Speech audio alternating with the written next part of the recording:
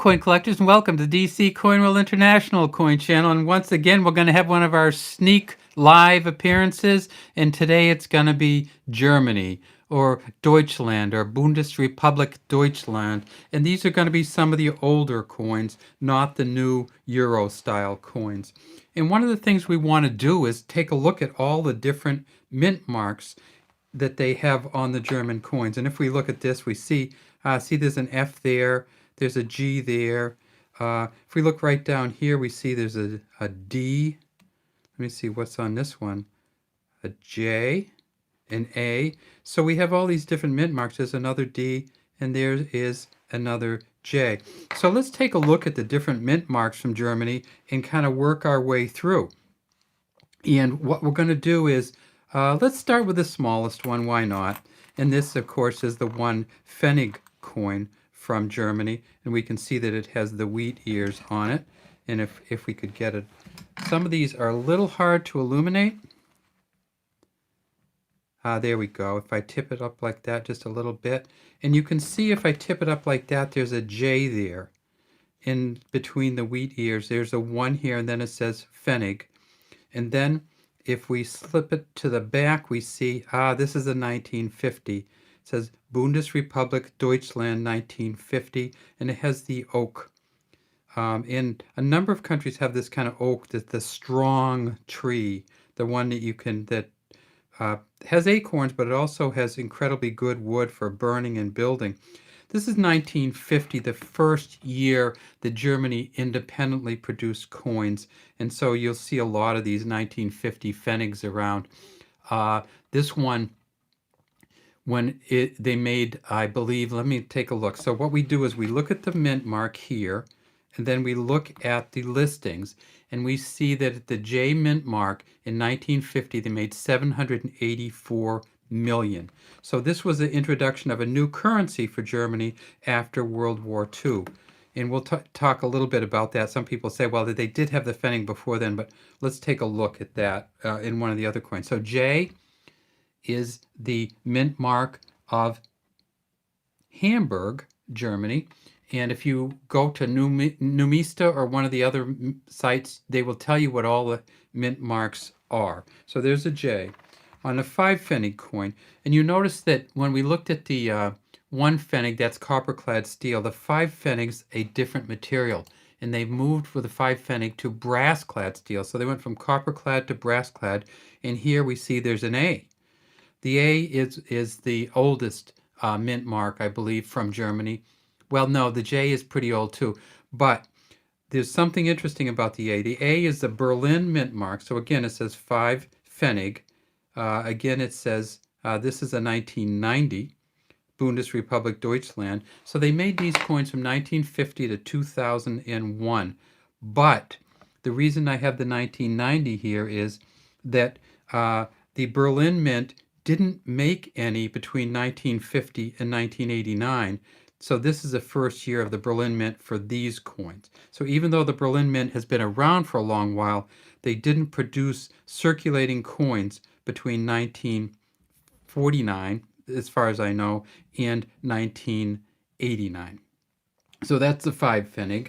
Next comes the 10 Pfennig. And this is, you see the 10, and this one's a D. So what's D? If we look it up, it's the Munich mint mark. So we had Berlin so far, and Munich, and Hamburg. And again, the wheat ears. Again, this is a 1949, so this is going to be an interesting one. All right, so let's take a look. Remember when I said that Germany did produce coins before 1950? Well, they produced the coins after World War II under international control of its monetary system.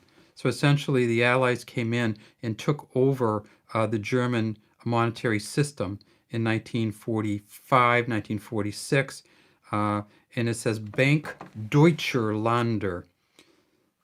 So this is a 1949, and of course they still had mint marks then, and it's a D. And if we compare it to the 1950s, so I brought one of each, same thing, 1950 over here. But in 1950, Germany kind of released its own currency and said, we want to start up our own currency. And some of the allies weren't happy with that, but it worked and it kept going. So here's the 1950 Bundesrepublik Deutschland. Here's the 1949 Bank Deutscher Länder. And this is the first of the post-war German independent minted coins. And of course, this one here is a D, and this one here is a D. They're both from the Munich Mint. Next up, we have the 50 Fennig coin. And people say, well, what about you went 1, 5, 10, 50?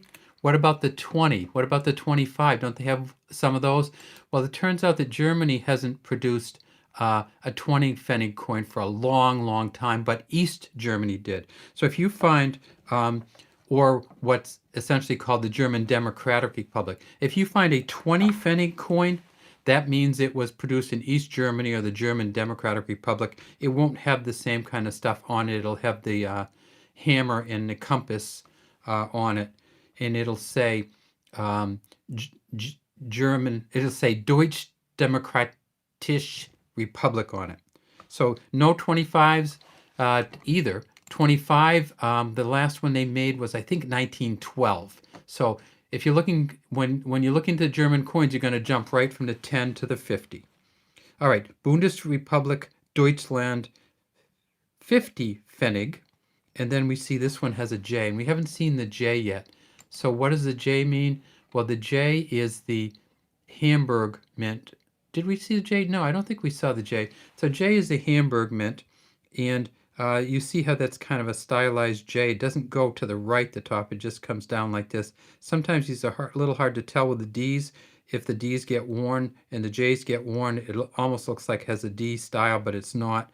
We see this one has the pearled outer rim on the 50. We see also that it, not the smooth rim of the other coins.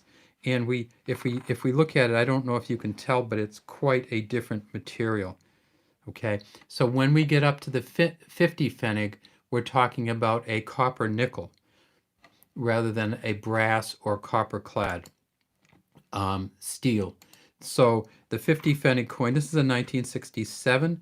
It shows the woman planting the oak tree. So we went from an oak branch or sprig to a woman planting an oak tree, and this is up to the 50 Pfennig. These were all these coins were demonetized on December 31st, 2001. And why is that? Well, of course, that's because that's when the euro was introduced. They gave these coins a little bit extra time, and then they pulled them all off. So they're easy enough to find. For instance, this 50 Fennig coin, we can look it up, and we can see that the 1967 50 Fennig coin with the J mint mark, it actually, they made 10.7 million. So this is one of the more, one of the rarer ones. There's a number of years. If you can find, look for the 50 Fennig coins, you can sometimes find some that are relatively valuable. This one might be worth $1.50 to $2 in this condition. So look for all the mint marks and then look for the higher ones. After we get to the 50 Pfennig coin, we come to this one. And this is an F mint mark. And this, I don't know if you know what this one is, but I will tell you, this is the 1 Deutschmark. So this is another 1950 coin. And you see it says 1 Deutschmark. Again, we have the oak leaves. We have the pearled outer rim. We have, look at this. So when we get to the 1950, we have the incused symbols around the outside. And the 1950 1 mark coin, it doesn't say anything. It just has these incused symbols around the outside. This again is a copper nickel coin, and the F mint mark means that this coin is from Stuttgart. So there we go, and that's a fine engraving, isn't it? I mean, if we look at these, this is what many people consider a German symbol, well-recognized German symbol, kind of the war eagle symbol on this one. And then finally we have this one here, which is a 1975 G, and the 1975 G comes from the Karlsruhe, Karlsruhe mint, and in 1975 they produced this coin, which again has kind of the war eagle on it, and that is, the United States calls it a war eagle too. This coin is a heavy coin, 10 grams. 5 Deutschmarks was a lot of money. And it again was demonetized on December 31st, 2001. And when we looked down to see how many of these they made, they didn't start making these until 1975. So that's, they made them from 1975 until 2001. But if you get one of these before 1975, guess what? It's silver. So that's why you'll almost never see a 5 Deutschmark coin from before 1975, because they were silver and they're worth a lot of money. So what do we have? We have the, I wanted to tip it up and show you, this one has the accused edge on it also. This one actually has words. It says unity, and there's the and, unity and justice and freedom. So there we go, around the outside of this one, and that's how you can tell this one is. Now, is this worth anything even though it's not silver? Yeah, an uncirculated one of these is worth about $5 or $6. A very good one like this, this is not quite very fine, but maybe it's on the edge of very fine, would be worth between $1 and $3. So there's the 5 Deutschmarks. There's the 1 mark. There's the 50 Pfennig. And we have all the different mint marks here. So what we've done is we've shown a D, an F, a G, and a J. And so some people say, well, what about all the other mint marks? What about the B?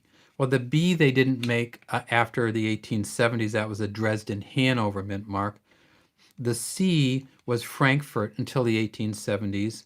The E was Muldenhütten until 1953. And they also made an S out of Dresden-Hanover until 1844. So not all letters are equal, because they stopped making many of the other letters mainly following the 1870s. All right, that's all we have today from the DC Coin World International Coin Channel. Look for your mint marks. Remember, you just have to blow it up a little bit, and then you can see there's the mint mark here. There's a mint mark here. This is kind of shaky, huh? There's a mint mark here on this one. We got the mint mark here. On this one, we have the mint mark here. Have a great day from DC Coin World International Coin Channel.